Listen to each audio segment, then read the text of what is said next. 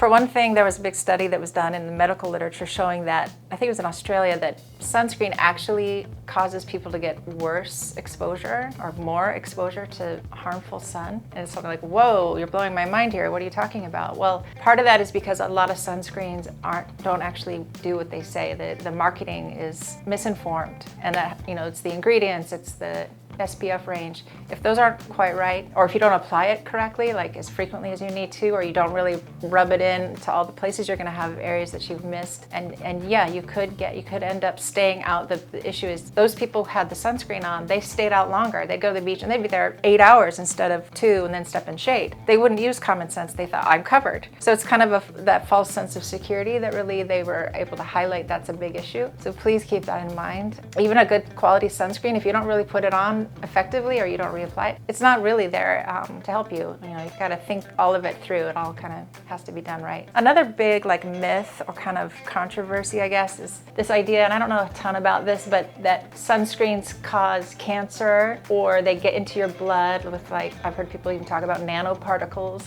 And there's a lot of, just like anything, there can be a lot of fear or just concern when everyone is saying, put this on all over your body, and then you kind of wonder, well, I'm pregnant. Is it going to hurt my baby? Is it getting into my blood? I mean, I can understand people's hesitation. Everyone's saying you should do. The only thing I can say on that really is there are a couple of the chemical ingredients in probably the most popular over-the-counter sunscreens. I won't say any of the companies, but just think of anything you've seen in the grocery store or the drugstore that's just right there as you're checking out at the register, where they have one of those ingredients, Oxybenzone, which is commonly in many products, actually does cause cancer in laboratory animals. I think that's a pretty big no, and I do tell people that avoid Oxybenzone. Just don't go there. There's also one, Oxino Oxide, that's killing off the coral reef. It's the chemical ingredients that not only don't work, they're not covering the full spectrum. They might cover the UVB little sliver, but they're not covering any of the UVA in most cases, maybe a tiny bit in some. But if they're also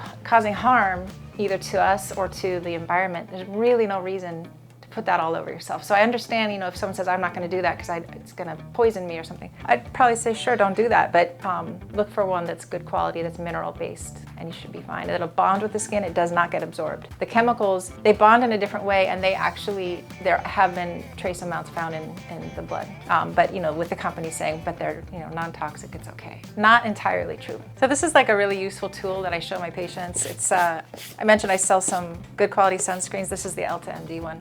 But they made this chart showing a comparison of the most common mineral-based sunscreen ingredients, which are zinc oxide and titanium dioxide, kind of head-to-head comparison across the spectrum of UVB and UVA, which are both harmful rays that reach the sea level. And there's about half a dozen ingredients here that are chemical-based. So you can really get a sense looking at this. The blue is good, good coverage. The yellow is pretty good, and then there's nothing where it's not good. So the top two, this blue that goes all the way across, so UVB and this is UVA, it covers the entire spectrum except a little bit less at the end of the UVA, but still it's better than this. That's your zinc, and that's why that's so good. It's a pretty powerful image here. The second one is titanium. It's pretty good across the whole thing, but not as good as zinc. This one below it, which looks pretty good too, this is probably the best chemical sunscreen you can find, and it is in a lot of good products. So if you don't want to do zinc, you just can't stand that potential pasty white thing, you don't even want to give it a go, Avobenzone is what it's called. It's also called Parsol, but Avobenzone is what it usually goes by. So just look at your products that you have at home, and just if you have Avobenzone or zinc or titanium, you're probably in good shape. All the rest though are not great. They all cover UVB pretty well. So the question here is, what does SPF mean? What is that really covering? What is that number? What's the qualifying factors that give it,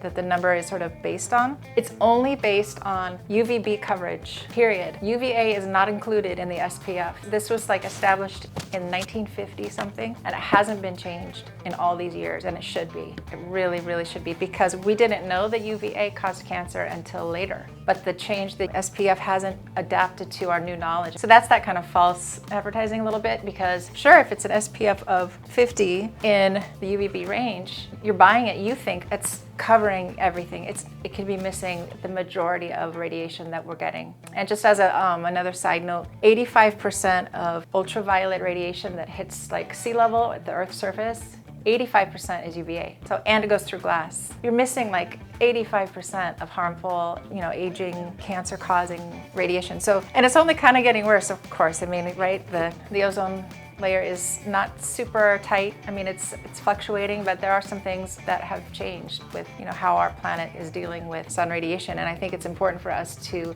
focus on this as being kind of a priority.